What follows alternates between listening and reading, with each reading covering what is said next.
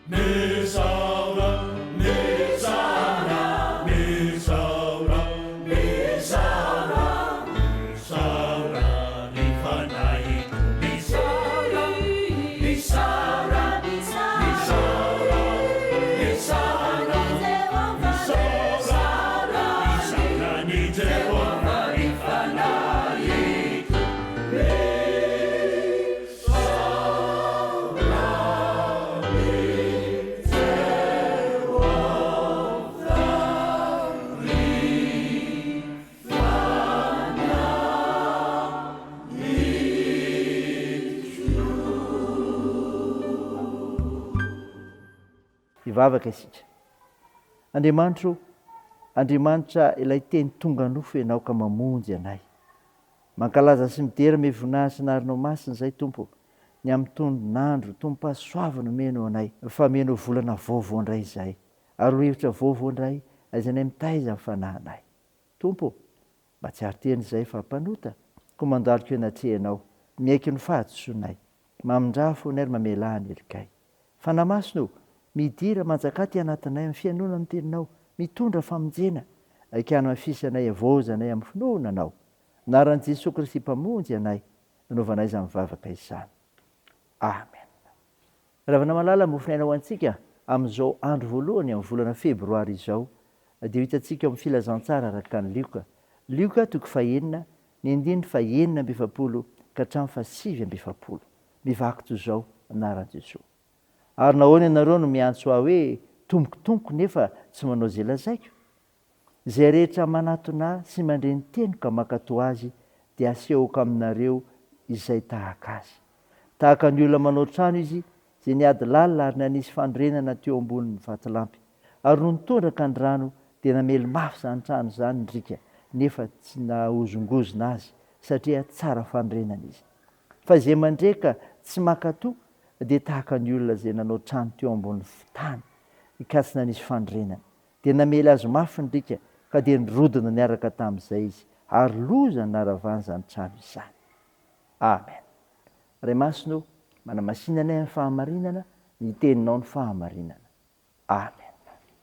Ravana malala ho aminao ny fiadanana avy amin'i Jesosy Kristy ilay mpanasitrana anao mofinaina resintsika teo ravana. Lioka 2:9-7 ka hatramin'ny 7:7.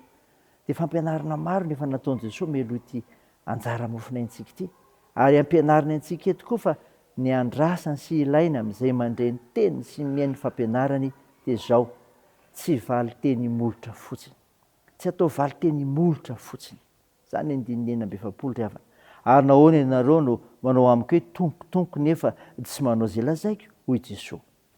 Asikasina amin'izany ravana, fa tsy resaka na fitsetserana fotsiny na koa miatokatoka fotsiny no andrasan'i Jesosy amin'ny olona miaino azy. Tsy hafanam-po fotsiny eo am-pianona ka hoe tapitra ny toriteny dia tapitra ihany koa ny hafanana. Izany hoe tompoko, tompoko. Ry havana malala, mampandiny teny izany manoloana ny fiainantsika miaraka amin'i Jesosy Kristy ny amin'ny valiteny molotra. Fa izao koa nambaran'i Jesosy Kristy ny amin'izay tokony ataontsika: ny fankatoavana sy fampiarana. Izany ry havana, ny 8:7. Tahaka ny olona manao trano ary nanisy fandrenana teo ambony vatolampy, no anehoan'i Jesosy ny olona makato sy mampiatra izay nampianarina. Hitantsika eto ry havana fa nanosika ity karazan'olona ity hanana fahendrena sy fandrenana mafy ny tenin'i Jesosy, latsapaka ao anatiny ary mahatonga azy ho tsara fototra, ka na inona mitranga dia tsy mampiontsona ny finoany efa tsara orina, na fiza toetra mahamay na fakam-panahy taona, tsy miova ny finoany, manify izay. Izany ry havana mbaran'i Jesosy. Ratsy izany maty antoka. Izany 9:7, ratsy izany dia maty antoka. Ka dia mirodana niaraka tamin'izay izy ary loza naravany izany trano izany. Hoy ny filazan'i Jesosy ny olona. Mba naheno toriteny ihany kanefa tsy navelany anovana inona teo aminy izay norenesiny. Hany ka tsy nisy fototra iorenana izy ka voavoadona kely dia mianjera, ary tsy fe mianjera fa mongomongo sy torotoro. Ry havana malala, ankatoavy ny teny sy fampianaran'i Jesosy Kristy izany. Iaino, ampiaro ny fiainanao, hahitanao ny fahasoavana, hahitanao ny famonjena ianao ao anatin'izay rehetra miahitra aminao. Ray izany ho voninahitran'Andriamanitra. Amen. Ndeha vavaka isika.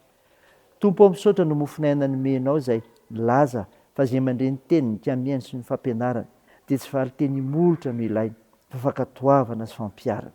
Koa raha tsy izany dia maty antoka. Mivavaka aminao izay Tompo, ho an'ny tompony anjara sy mivahoaka an'Andriamanitra anatrika fanompo fahafahana haram-pitso, mba hitomboan'ny olombonjena ho amin'ny fiangonana itan-katom-bahoaka ankalazanao noho ny fa 90 taona dia ho sokafana haram-pitso izany. Anloronareo koa mity koa. Aperaka finoam-pelantananao Jesosy ny asa tanterahanay hanamariana izany. Tompo, manontolo tena ho anao izay, ary manao vao izany koa ka miaraka aminao amin'ny androm-piainanay rehetra, dia tao iny faharoan-tenanay ho anao amin'ny fiainana famonjena nataonao anay. Tompo ho tahio ny firenenay, Iasaony nosinay, homba reo manana andraikitra amin'ny fitsaboana ka hositranonao ireo marary, ampirizinao ireo manamanjo, anohanareo mareo sikola ihany koa ary amonjenareo manitra sy sahirana, tsinjovanao ireo ny apika-drano. Tahio ny asa sy ny fiazakazanay, ny fianarana, ny fikasana rehetra.